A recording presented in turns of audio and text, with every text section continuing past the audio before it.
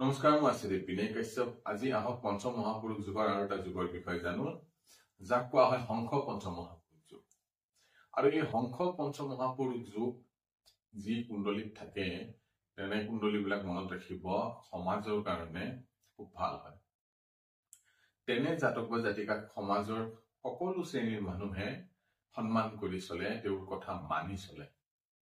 তেওঁ যিটো কথা কয় সেইটো খুব আগ্ৰহেৰে শুনে, তেওঁক না কৰিব নোৱাৰে।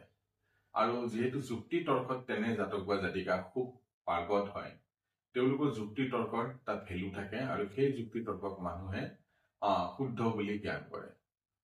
আৰু তেনে জাতক বা জাতিকাৰ কি হয়, যেতিয়া তেওঁলোকৰ জন্ম হয়, জন্মৰ পৰাই কিছু বছৰ হয়তো অলপ কষ্ট থাকিব পাৰে, তাৰপিছত গোটেই জীৱনটো কমফৰ্টত চলে, যি লাগে তাকেই পায়। মৃত্যু পৰ্যন্ত তেওঁলোকে সুখ শান্তি সমৃদ্ধিৰে ভৰি থাকে তেওঁলোকৰ জীৱন। আৰু যিহেতু জ্ঞানৰ কাৰণে তেওঁলোক এই খুব ভালকে প্ৰতিষ্ঠিত হ'ব পাৰে, যদি শংখ নামৰ পঞ্চম মহাপুৰুষ যুগ জাতক বা জাতিকাৰ কুণ্ডলীখনত থাকে।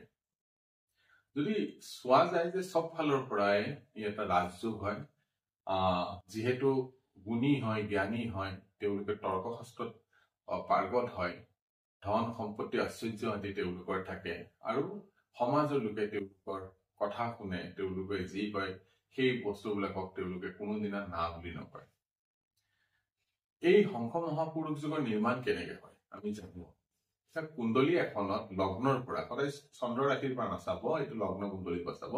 লগ্ন কুণ্ডলীৰ পৰা যদি কেন্দ্ৰ মানে হল কি প্ৰথম ঘৰ, চতুৰ্থ ঘৰ, সপ্তম ঘৰ আৰু দশম ঘৰত বৃহস্পতি দেৱতা যদি নিজৰ ৰাশিতে থাকে, বৃহস্পতি দেৱতা নিজৰ ৰাশি কি হব, ধনু ৰাশি আৰু মীন ৰাশি।